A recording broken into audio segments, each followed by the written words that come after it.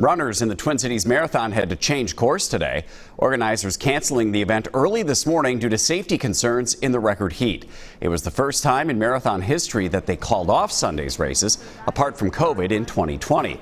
But as Caroline Cummings reports, disappointed runners made the most of it. Can I take one?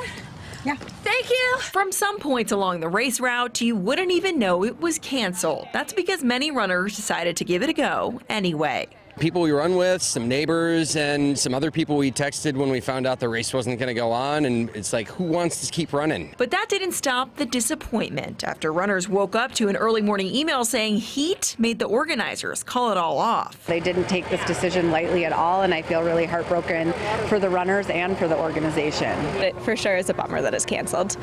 Yeah, it's a disappointment, especially when you train for 5 months for something. Officials with Twin Cities in Motion said heat concerns were just too big to ignore when the forecast showed temperatures on pace to break a 120-year record for October 1st. Fall is the second fastest warming season in Minnesota as our state comes to grips with climate change. I think there are people going through stages of grief, as it were, for the goals they had and the excitement they had for running a marathon, and we feel that for them. We're saddened to have to make this decision, but we knew it was the right one. Still, some ran part or all of their original routes, greeted with the same cheers along the way.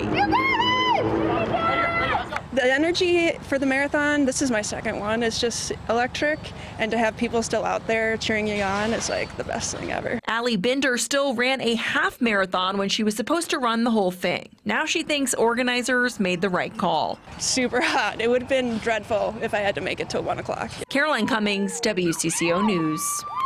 It's important to note today's race was a qualifier for the 2025 Boston Marathon. Some marathoners are considering last-minute signups for other races coming up. Officials in Ashland, Wisconsin say some Twin Cities Marathon runners have already registered for their Whistle Stop Marathon in 2 weeks. According to their website, they are a qualifier for Boston.